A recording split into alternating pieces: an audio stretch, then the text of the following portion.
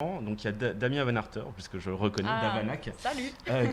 qui nous pose une question. Faut-il craindre que les GAFA, en tête de gestion des bases de données personnelles des Belges, ou bien nos propres institutions qui les traitent et les croisent de manière peu transparente, sans réel contrôle parlementaire et sans mettre le citoyen au centre des préoccupations?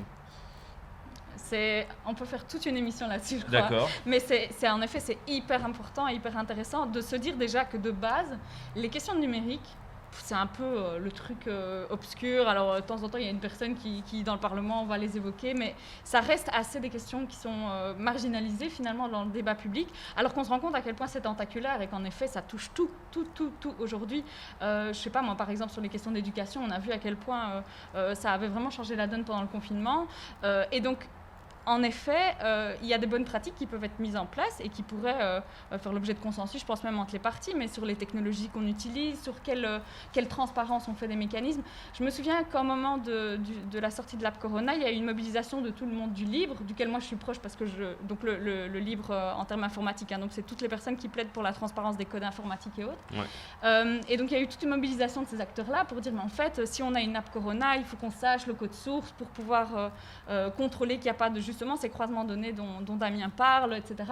Et donc je crois qu'aller, encore une fois, avec des bonnes pratiques de transparence, ça pourrait être quand même beaucoup plus positif au final.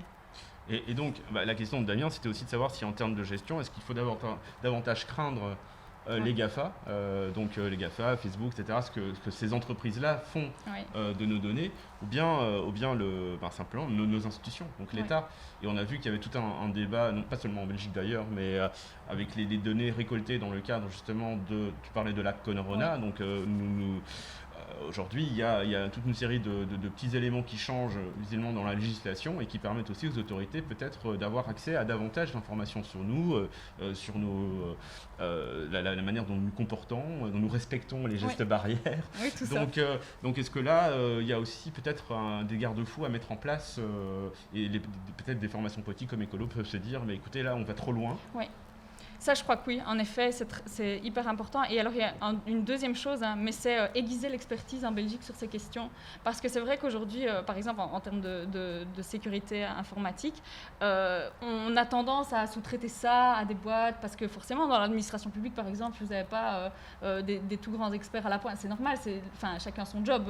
Pour avoir travaillé longtemps dans le secteur de la mobilité et avoir, m'être arraché les cheveux à certains moments, parce que je voyais, par exemple, que les transporteurs ne faisaient pas d'open data de leurs données de transport, etc. Je me suis rendu compte, en fait, objectivement, leur métier à eux, c'est de faire rouler des bus et des trams et des métros, et c'est déjà super compliqué. Et donc, le fait d'avoir de l'expertise ici qui s'aiguise sur ces questions-là, qu'on peut écouter, auditionner au Parlement, challenger dès qu'il y a un projet qui arrive pour pouvoir les impliquer, ça permet forcément de mettre en place ces garde-fous. Et je pense que vraiment, il y a une question démocratique qui est très, très importante derrière. Le fait qu'aujourd'hui, si vous interrogez n'importe quelle personne... Bon, à mon avis, les jeunes ici qui nous regardent, ils sont plutôt sensibilisés, mais la question des données, quoi. Genre, ah oui, j'ai participé à un concours pour gagner une place pour le concert de Mika, c'était gratuit, etc. Mais non, en fait, tu as donné ton email, tu as donné ton âge, tu as donné un truc, donc c'est pas totalement gratuit. Donc voilà. Et aujourd'hui, il y a des lobbies qui existent, notamment au niveau européen. Le travail de l'EDRI, par exemple, si vous avez l'occasion de regarder, c'est un peu technique, mais c'est intéressant. Sur justement des bonnes, ce dont Damien parle, mais des bonnes pratiques et des balises pour ces questions. Il y a une question qui englobe un peu ce qu'on vient de dire. Vous ne pensez pas que le politique devient de plus en plus technocratique, démocratique? Alors là, je pense que peut-être qu'il y a une petite méprise, quoique la technocratie, évidemment, c'est encore autre chose, mais il y a l'aspect technique à la fois, donc ça, c'est encore autre chose, les technologiques dont tu parlais, mais technocratique, c'est plutôt, encore une fois, le recul du citoyen dans le dispositif, de dire le citoyen, finalement, maintenant, dans la gestion, par exemple, de crise sanitaire, on ne le consulte pas réellement sur les décisions qui sont prises au niveau de l'État, au Codeco, il n'y a pas de vote, d'ailleurs, il n'y a pas de transparence. Donc ça aussi, c'est un problème. On a vu d'ailleurs que des élus et même des ministres de ta formation se sont un petit peu plaints de ce mode de prise de décision. Est-ce que là aussi, il n'y a pas un manque criant de participation, de transparence dont on parle depuis tout à l'heure? Moi, je crois qu'il y a une triangulation qui doit s'établir avec un équilibre entre des citoyens et des citoyennes, des personnalités politiques des députés, parce que c'est quand même un métier, on apprend le fonctionnement des institutions, etc. C'est quand même un truc enfin, je suis en plein apprentissage, hein, donc je le dis avec toute l'humilité que ça peut avoir. Et alors, un troisième point qui est en effet les experts. Je peux donner un petit exemple concret. Donc, à Bruxelles, on a lancé la semaine dernière ce qu'on appelle des commissions délibératives. Et donc, l'idée, c'est une assemblée de citoyens tirés au sort par ministre. Donc il y a tout un mécanisme, si vous voulez des infos sur comment ils ont fait pour réduire les biais, c'est en ligne notamment, et c'est disponible sur le site démocratie.bruxelles, je pense. Mais donc il y a des citoyens tirés au sort, il y a des parlementaires et il y a des experts académiques, des experts techniques.